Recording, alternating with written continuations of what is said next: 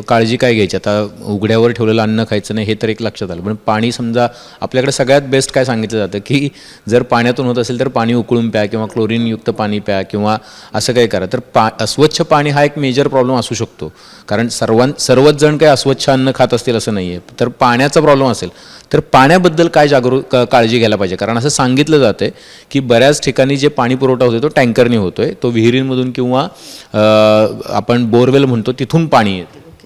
मग मी शासनाचा भाग म्हणून म्हणेन की इथे शासनाचा रोल देखील आहे की हे सोर्स शोधून काढणं. जसं ब्रिटनमध्ये कॉलराचा सोर्स त्यांना एक हँडपंप मिळाला होता, तसं इथे तो सोर्स शोधून काढणं आणि तो सोर्स बंद करणं.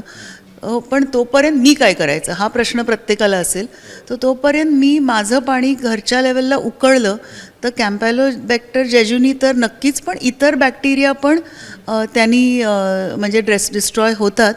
आणि पाणी उकळू शकलात तर चांगलं आहे, नाही जमलं तर निदान गाळावं तरी. ज्यांच्याकडे तेवढा गॅस तेवढे पैसे नसू शकतील तर एका स्वच्छ उन्हात सुकवलेल्या कपड्यांनी गाळावं. ज्यांना परवडतं आहे त्यांनी जे रेकग्नाइज वॉटर फिल्टर्स आहेत ते वापरू शकतात, जे बॅक्टेरियाना फिल्टर करतात. कुठेतरी त्यांनी मदत होईल.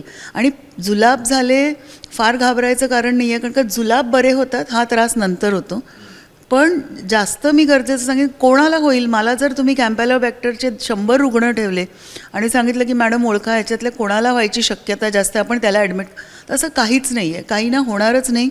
आणि कॅम्पॅलोबॅक्टर जेजुनी नंतर 1 आठवड्यानी होऊ शकतं, 3 आठवड्यांनी होऊ शकतं.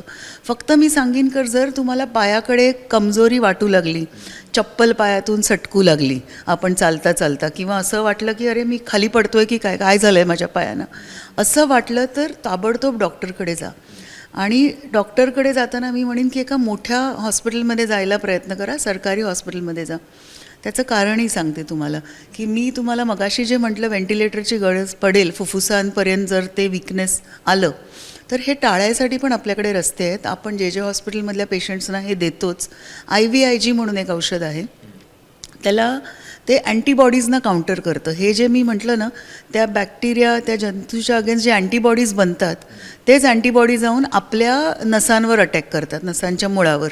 तर त्या अँटीबॉडीजना निगेट करायला, त्यांचा इफेक्ट काढून टाकायला हे IVIG खूप कामी येतं. पण IVIGचा डोस जवळजवळ 2 ग्राम किलोग्रामच्या हिशोबाने आपल्याला द्यावा लागतो.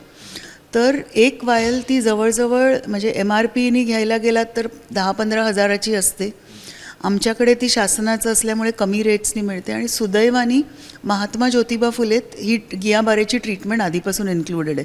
त्यामुळे जिथे महात्मा ज्योतिबा फुले योजना आहे, म्हणजे महाराष्ट्रातल्या प्रेक्षकांना तर मी सांगेन, अशा हॉस्पिटलमध्ये गेलात तर तुम्हाला IVIG देखील म्हणजे काही चार्जेसशिवाय मिळू शकतं, किंवा मुख्यमंत्री सहाय्यता निधी वगैरे इथून आपण पैसे घेऊन ती ट्रीटमेंट आपण करू शकतो.